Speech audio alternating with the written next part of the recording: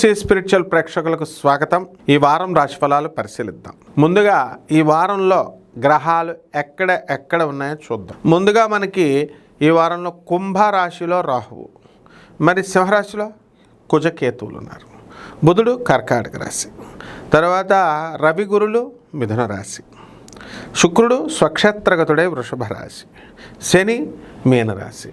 ఈ విధంగా ఉన్నటువంటి ఈ గ్రహాలు 12 రాశులపైన ఏ విధంగా మనకి ప్రభావాన్ని చూపిస్తాయో 12 రాశుల మీద వీటి యొక్క ప్రభావాన్ని విడివిడిగా తెలుసుకుందాం. ఓం వసుదేవసుతం దేవం కంసచాణూరమర్దనం దేవకీ పరమానందం కృష్ణం వందే జగద్గురుం. కృష్ణం వందే జగద్గురుం, అర్జునం వందే జగదేక వీరం.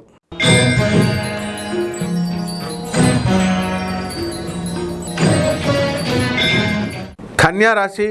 ఈ కన్యారాశి వారికి అందరికీ కూడా మనకి భార్యాభర్తల మధ్య కొట్లాటాలు జరుగుతున్నటువంటి వాళ్ళకి శుభవార్త, కాస్త ఇంటెన్సిటీ తగ్గుతుంది. మరి ఆ విధంగా ఈ యొక్క వృత్తి వ్యాపార ఉద్యోగ విషయాల్లో పెరిగిపోతుంది, ధనం పెరుగుతుంది.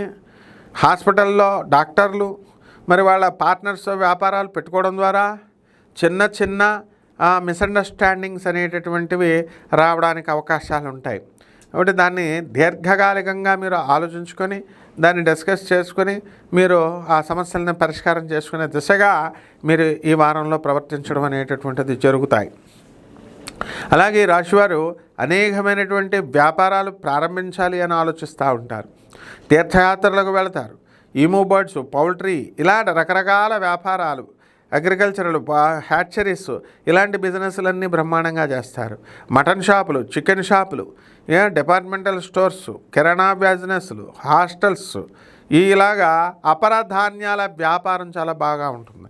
ఈ కన్యారాశి వాళ్ళకి ఒక కేతువు అనేటటువంటిది మనకి వ్యయంలో ఉండడం వల్ల ఛాదస్తం బాగా పెరిగిపోతుంది.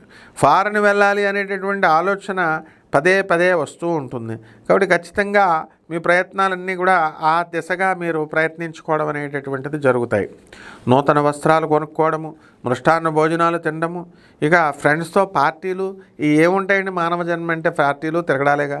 ఇవన్నీ కూడా ఏమైతే ఉన్నాయో ఒక్క భార్యాభర్తల గొడవ తప్ప కన్యారాశి వాళ్ళకి అందరికీ కూడా బ్రహ్మాండంగా ఉంటుందన్నమాట. విద్యార్థులు ఎవరైతే ఉన్నారో వాళ్ళందరికీ కూడా ఎక్కువ మార్కుల్లో పాస్ అవ్వడం అనేటటువంటిది అవుతారు. అలాగే కొంచెం గవర్నమెంట్ టెస్టుల కోసం రాస్తున్నటువంటి వాళ్ళు మాత్రం సెలెక్ట్ కారు. ఈ విధంగా ఇంకా ఎక్కువ కష్టపడాల్సినటువంటి అవసరం ఉంది. పరిహారాల దగ్గరికి వచ్చేసరికి ఈ కన్యారాశి వారికి సప్తమంలో ఉన్నటువంటి శనిగ్రహకి శాంతి కోసం శని జపం చేయండి, శని స్తోత్రాలు చదవండి. శనికి కిలోంపావు నల్ల నువ్వుల్ని, నల్లని వస్త్రాన్ని పేద బ్రాహ్మణుడికి శనివారం నాడు ఉదయం 8 గంటలకి దానం చేసుకోవాలి. దశమహావిద్యల్లో ఒకటైనటువంటి మహాకాళి అమ్మవారి యొక్క హోమాన్ని మీ ఇళ్లలో జరిపించుకోవడం ద్వారా బ్రహ్మాండమైనటువంటి ఫలితాలు మీరు ఈ నెలలో అనుభవిస్తారు. శుభమస్తు.